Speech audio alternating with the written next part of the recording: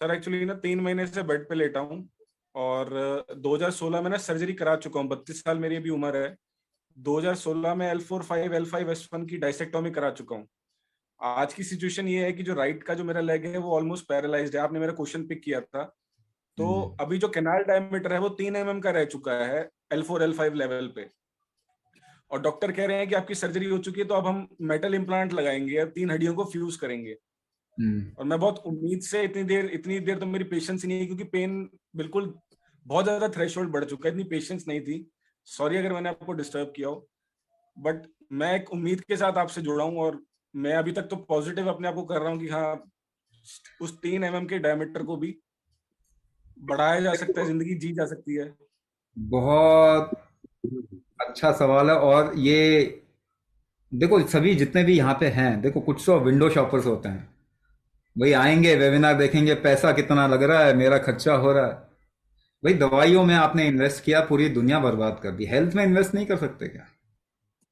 आपकी लाइफ इतनी गई गुजरी है कि आप हेल्थ में इन्वेस्ट नहीं कर सकते? तो ये एक एग्जाम्पल है। 32 साल, आप सोचो जरा, ये हमारे बच्चों का सवाल है कि नहीं है? हमारे बच्चे खराब हो रहे हैं। भाई हम खराब हो गए चलेगा, हमारे बच्चे नहीं खराब होने चाहिए। इतनी तो जिम्मेदारी लेनी चाहिए सबको।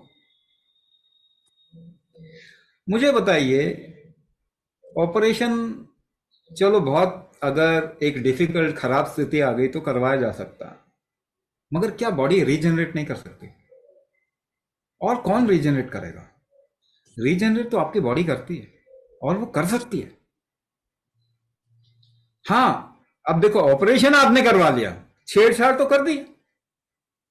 छेड़छाड़ करने के बाद में शरीर को रीजनरेट करने में डिफिकल्टी आ जाती है।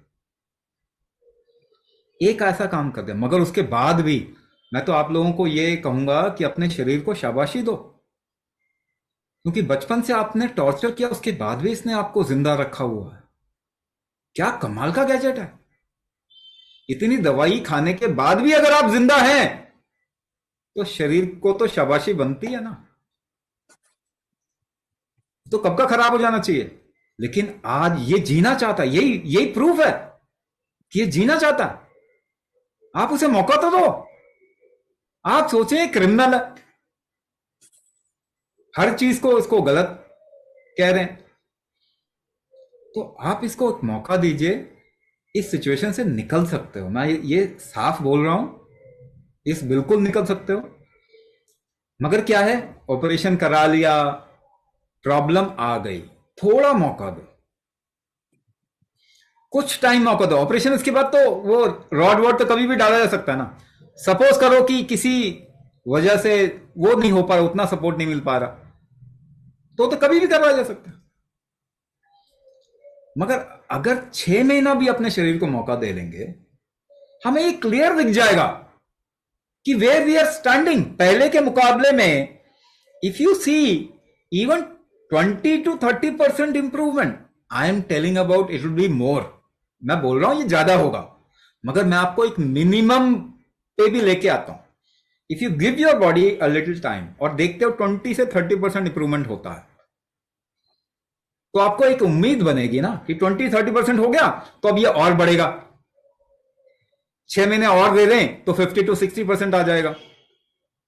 साल भर और दे दें तो 80-90% अगर मेरा इंप्रूवमेंट आ गया, तो मेरी प्रॉब्लम रही कहां?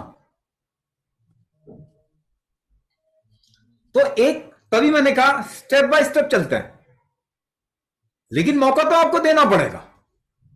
ये कोई और नहीं दे सकता। सर्जरी आपके शरीर को मौका देना नहीं है। सर्जरी का मतलब यह कि हम शरीर को मौका नहीं देना चाहते। तभी मैं कहता हूं सर्जरी ट्रीटमेंट नहीं है।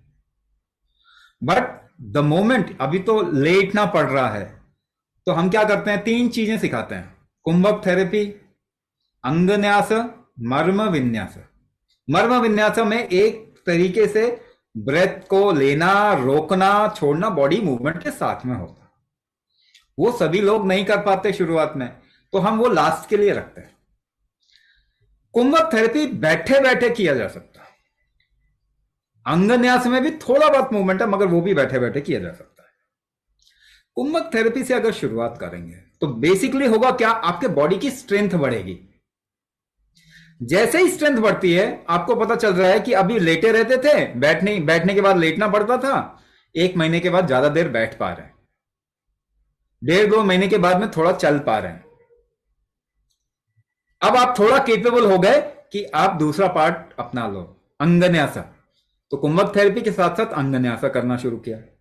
3 महीने में देखा कि अब तो मैं बॉडी को मूव भी कर पा रहा हूं या कर पा रही हूं। तो उसके बाद मर्म विन्यास या हठ विन्यास शुरू किया धीरे धीरे। जैसे ये तीनों चीजें आपकी लाइफ के अंदर आ जाएंगी, आप देखेंगे आपका शरीर खुल जाएगा, अलाइन हो जाएगा, स्ट्रेंथ आ जाएगी उसके अंदर। पहले के मुकाबले में आप बहुत ज्यादा शरीर का इस्तेमाल कर पा रहे होंगे। इसका मतलब क्या हुआ, आपने तो ड्रास्टिकली चेंज कर दी अपनी सिचुएशन। जब आप बिना सहारे के बहुत कुछ कर पाते हैं तो हेल्थ आ गई ना, उसको कंटिन्यू करेंगे तो पता चलेगा कि बाकी जो भी प्रॉब्लम थी धीरे धीरे करके वो भी सॉल्व होती गई। तो एक मौका देना तो बनता है ना।